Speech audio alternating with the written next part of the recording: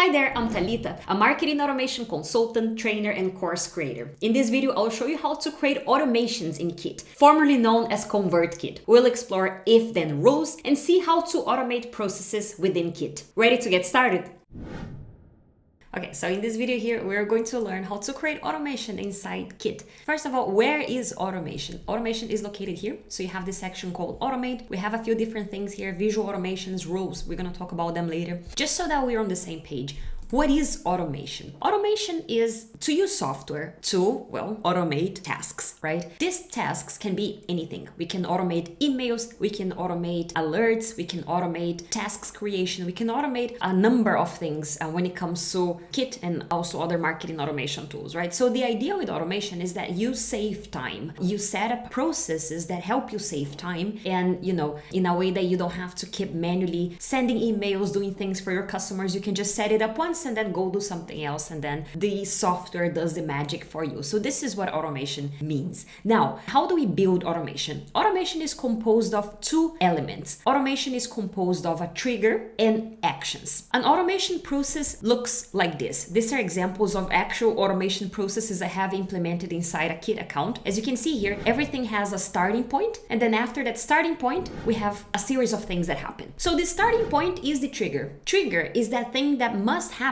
for the workflow to start, so to say. Typically, a trigger is a form submission, a page view, someone booked a call with you, someone took a specific action, right? That trigger is that thing that must happen for that series of actions to happen. Where are the series of actions? Well, here, right? Everything, in this case here, everything that is in green is this series of actions. Let me just actually open this automation and show you in bigger size here, because I just noticed that I'm showing you everything in my screen, but it might look a little bit small. So the trigger in this case here is someone came from my masterclass form. I have a masterclass form on my website. They go to my website and they, sign up. They fill out a form, right? So that they can download my masterclass. And this is another form. It's actually the same thing, except they're in two different places. But these are two different forms, right? So the trigger in this case here is someone filled out a form. This is the trigger for my automation. Now, the automation is this series of steps that happen after someone fills out those forms, right? So the first thing is I tag them. The second thing, there is a delay. Then I send them a sequence of emails. So actions in the context of marketing automation are the series of things that happen once that trigger happens, right? So long story short, inside an automation process, we have two things. Trigger, the thing that must happen for the workflow to start, and actions, which are actually that thing that we are automating. In this case, I'm automating a bunch of stuff. I'm automating tagging, I'm automating emails, tasks, and stuff like that. Okay, let's go ahead and let's start building automation together inside Kit.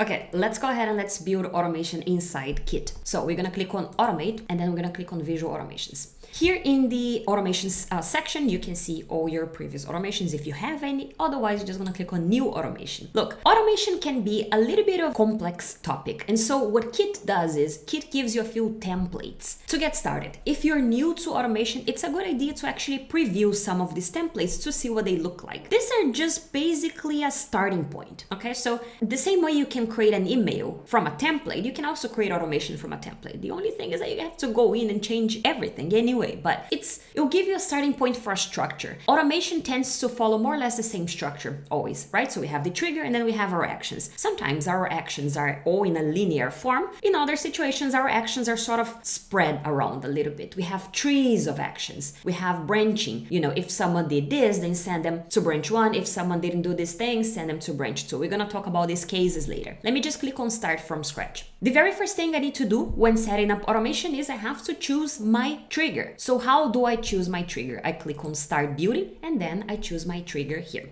Look, every single marketing automation platform out there, trust me on this one, I've used many of them.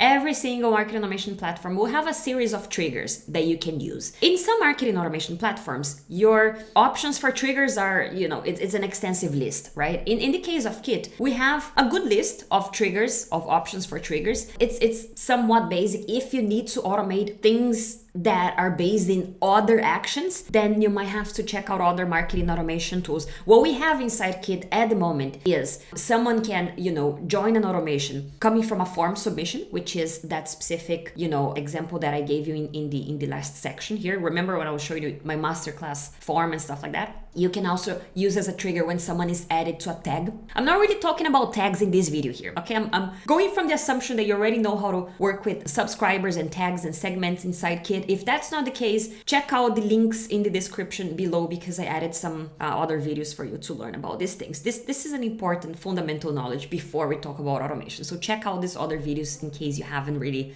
you're not familiar with these topics. But either way, you can trigger workflow from when someone is added to a tag, right? You can also trigger an automation process inside Kit when someone has a specific value inside their custom field, and also when someone makes a purchase. Inside ConvertKit, you have the ability to collect payments, okay? So when someone makes a purchase using your ConvertKit, products, right? As in they are buying something that you have added inside your Kit account as a product, then you can also trigger automation from that, just so that you know. The easiest way of triggering automation is by starting from a form or a tag. So let's go ahead with that. So I'm going to select the option joins a form. When a subscriber is added to any form, no, I want a specific form. There is a form on my website that is called Free Resource Guide with 10 Hacks. So I have this form on my website. It's a form that I created with Kit. I added to my website. When someone fills out this form here because they want to download this guide with 10 hacks, I want them to be added to this automation. So this is how I set up my trigger, okay,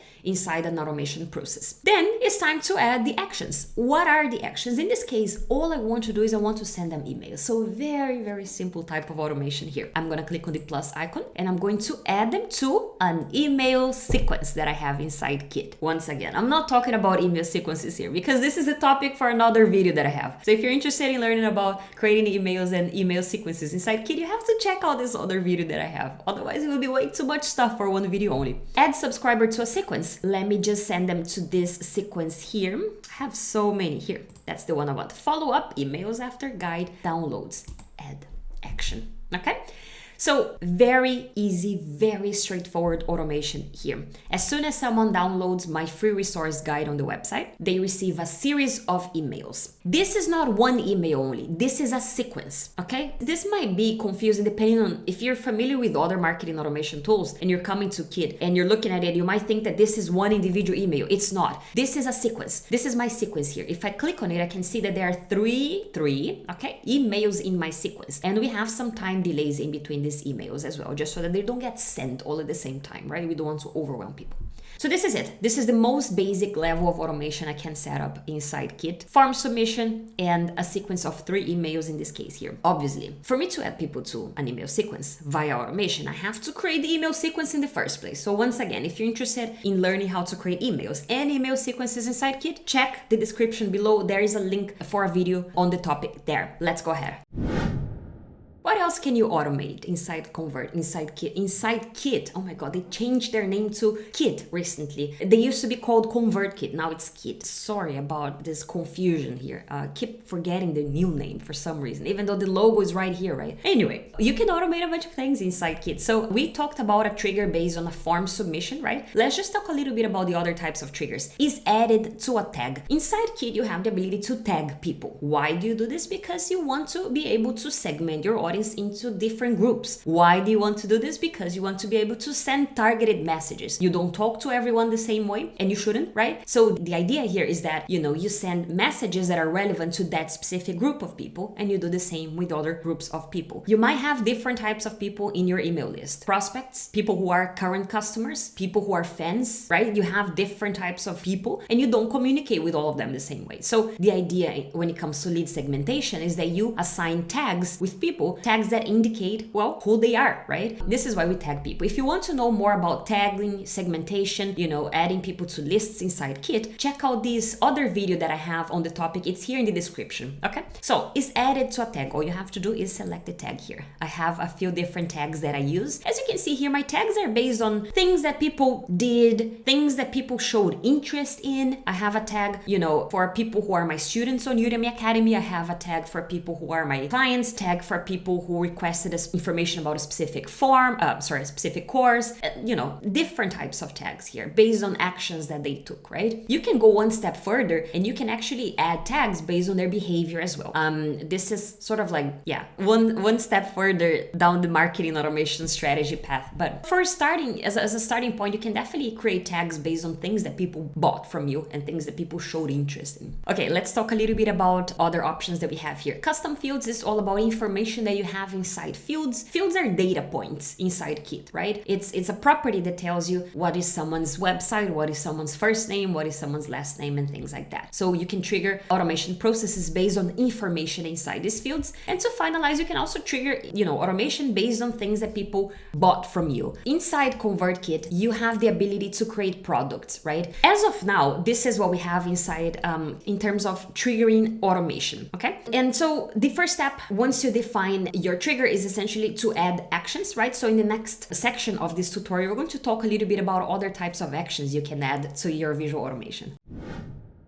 Okay, so once you add your trigger to your visual automation, to your automation process, the next step is to add actions, right? Just for fun, I changed my trigger here. This time is based on a tag, not a form submission. So someone went to my website and they, send me a message through my contact us form, or perhaps I had a call with them, something like that, and they requested specific information about a course that I have. So I tagged them with the tag requested course info, right? This is my trigger here. It's based on a tag this time. What can I do here in terms of actions? I can add people to email sequences. We already saw this example previously, right? So an email sequence is a series of automated emails, and well, we already discussed how to do this. You create the email sequence in the first place, right? Once you have this inside Kit, you can use this inside automation. So in this case here, the action email sequence is essentially, yes, you're sending people emails an automated way, right? What else can you do in terms of actions? You can add or remove tags. So I could add another tag to this person here who requested my course info. I could also get Kit to remove tags as well. This is an automation action, as you can see here. Then I also have delays. Suppose that I want to send people automated emails, but I don't want this to happen right away. I can use a delay. A delay can be based on a number of days on a specific day in the calendar as well. So if, let's just go ahead with this option here. I can go Kit for the next action to happen, just wait 3 days. Okay, so whatever comes after here, the next action that I add, just wait 3 days before you go ahead with this, right? In this case here, I could add people to an email sequence, add a tag, or anything else, right? So a delay is essentially just telling Kit, hey, wait a little bit, don't do this next thing right away, right? Set custom field. This is another option that you also have here. There are fields inside Kit. We already talked about it. Fields are data points where you store information about people, right? You can have a field called,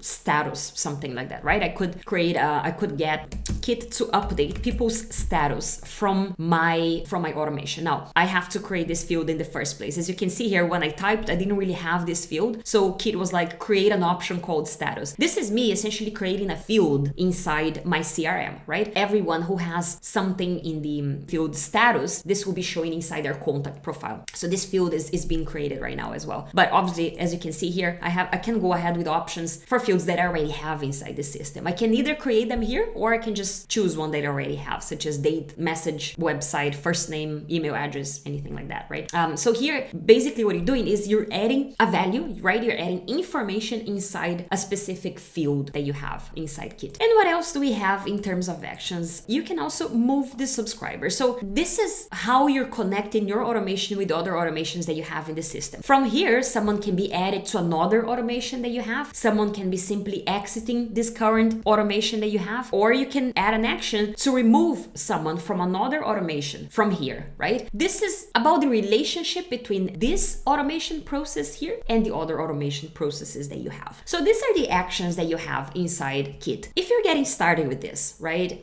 you're feeling a little bit overwhelmed, my best tip for you is the following. Start simple, okay? So start with triggers and email sequences. You can add delays in between, but start simple. That example that I showed you, the masterclass example, was by far the most straightforward type of automation you can set up. Automation can get complex, but if that's something that is going to happen, let this happen with time. Don't overwhelm yourself trying to create too complex automations right at the beginning. Start simple, have your trigger, have an email sequence that you set up, turn it on, and that's it, okay? Once you get more familiar with setting up marketing automation, you can definitely add more things to your sequence, just for fun. But for the beginning, yes, definitely, keep it simple. That's my best tip for you. And talking about turning on your automation, how do you do this? Well, there is a toggle here. You can activate this visual automation, okay? So what's going to happen is this automation will be turned on, right? It will be active, and then it will start enrolling people. As soon as people receive this tag here, they get added to this automation process. Let me just show you what it looks like. Activate this visual automation. This will automatically advance subscribers that are ready to progress, blah, blah, blah. This is just a note telling you, are you really ready to go forward? Yes or no? You can click on activate, and then your automation is then active from this moment onwards.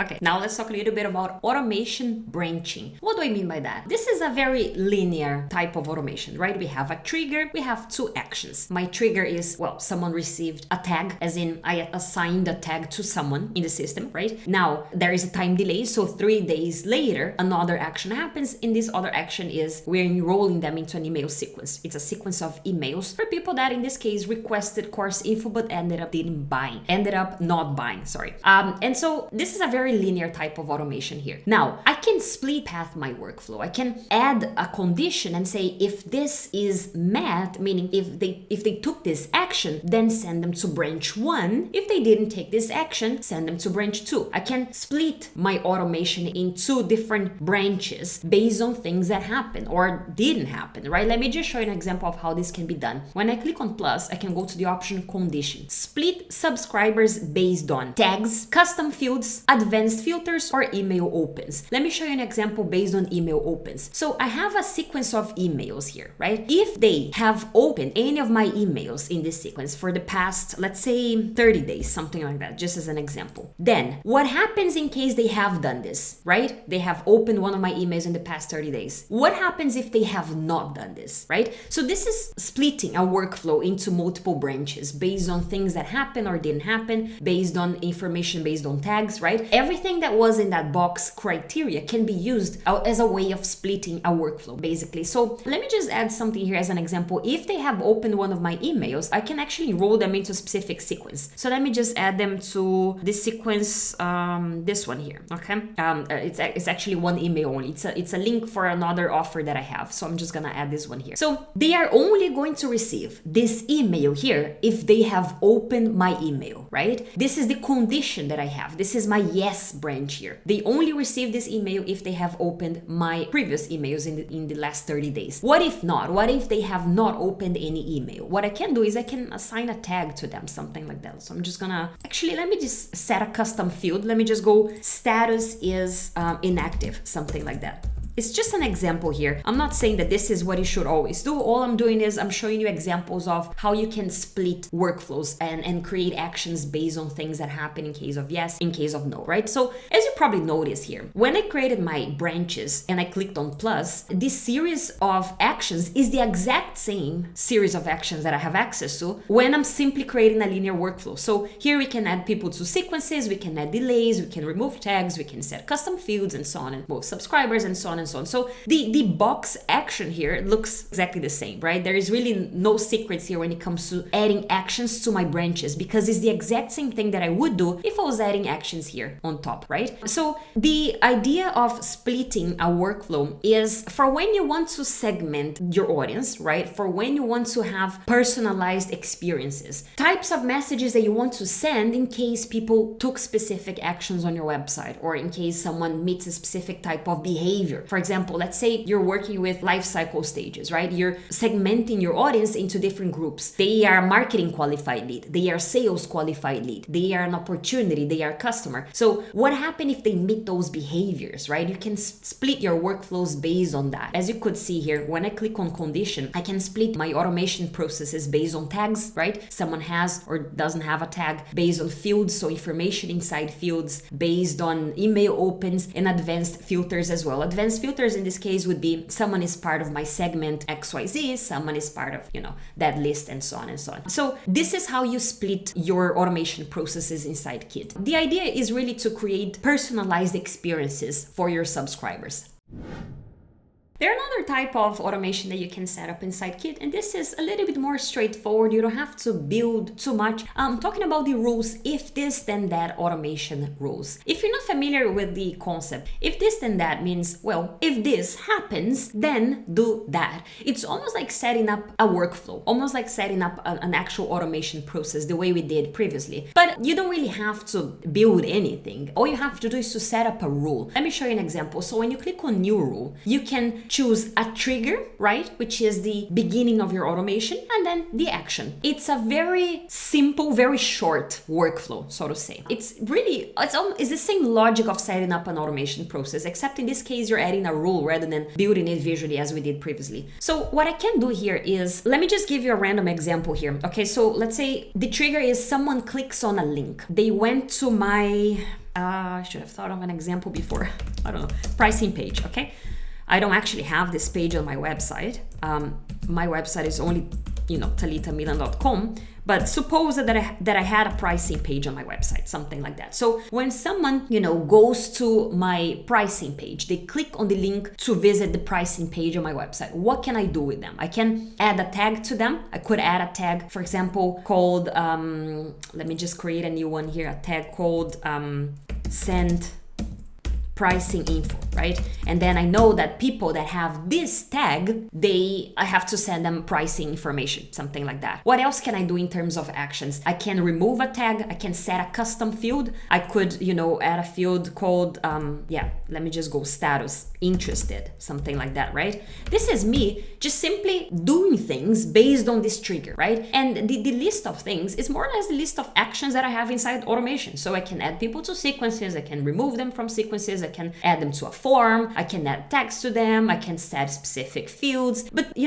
so I'm gonna go ahead with that example that I had just so that I can show you how to turn this on here. And let me just save this rule. As soon as the rule is saved, it's available here, right? And when this rule is available, this is going to start happening on autopilot. You don't have to go ahead and set up a workflow for that. You don't have to do anything manually. This will always happen. So someone goes to my pricing page, then I set their status as, what was it again? Interested, right? Something like that. This is what happens when you do things and you talk at the same time. So an if-then rule, so to say, is a more straightforward of setting up automation inside Kit. It doesn't require you to create a whole automation from scratch. You're just setting up a rule, right? Okay, with this, we finalized the topic automation inside Kit. All I have to say here is thank you for watching. I hope this was useful to you, to your work, for things that you do inside Kit. And I'm adding here below a few resources as well that might be interesting to you on Kit, on setting up marketing automation. This is by far my favorite topic. I love talking about marketing automation. I have more videos on the topic as well. And yes, thanks for watching. Let me know if you have any questions or comments on Kit or automation or anything that we discussed here in this video. Bye bye.